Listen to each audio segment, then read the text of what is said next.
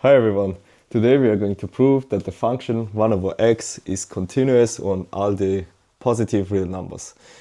So suppose we have a function from the positive real numbers to r, and what we are trying to show is that the limit as x approaches a of 1 over x is equal to 1 over a.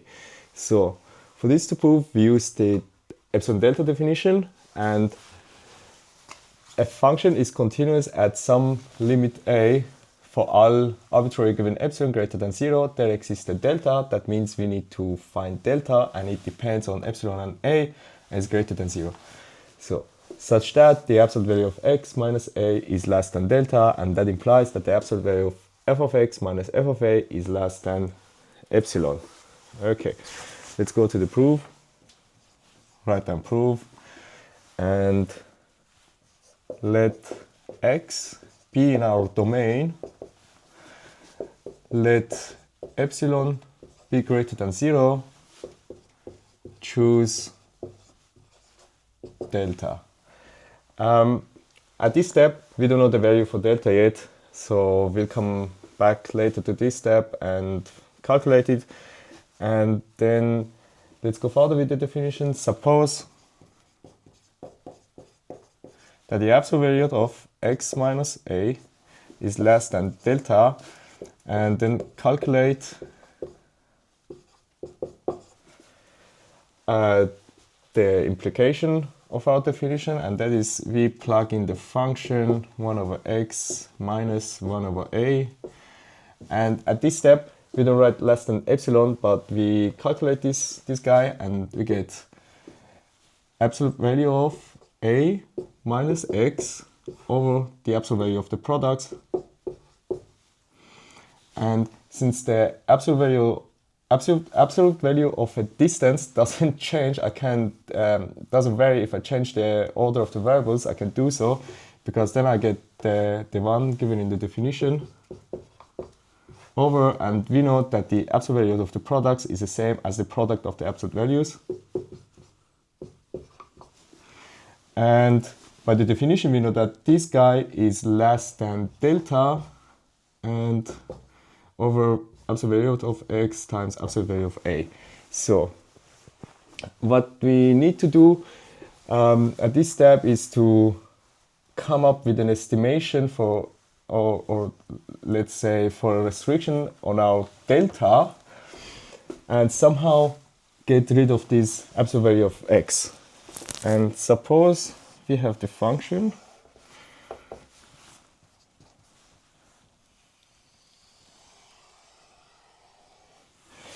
since a is randomly given.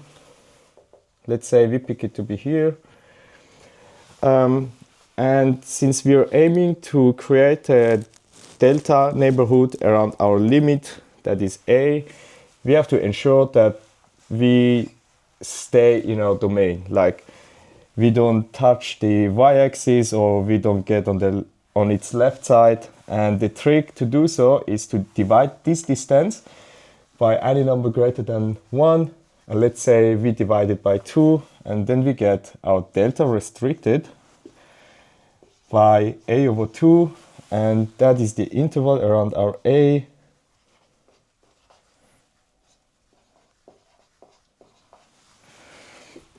And we know by the definition that the absolute value of x minus a is less than delta, so it's also less than a over 2, and we can write it down.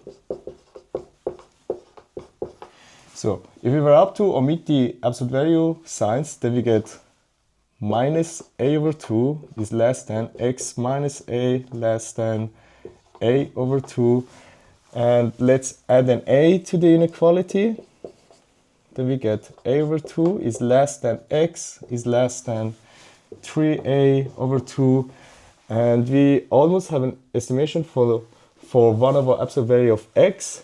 So we need to take the reciprocal of this inequality and flip the inequality sign. So we get here 2 over a is greater than 1 over x, and that is greater than 2 over 3 times a. And so we have a upper boundary for our 1 over x and can conclude that this guy is less than what we can now plug in for 1 over x as an upper limit, and that is 2 over a. So we have 2 times delta over absolute value of a times absolute value of a. So we get 2 delta over absolute value of a squared, and that gives me the epsilon. So our delta is going to be absolute value of a squared times epsilon divided by 2. So, and we go back to the section of delta and write down delta is equal to the minimum of the first restriction for delta, and that is a over 2. And we can right now plug that into absolute value form for cases where our function wouldn't be restricted only on the positive numbers, but also includes the negative. And the second term, that is absolute value a squared times epsilon over 2. And yeah, we are done. Make your square. And thank you for watching.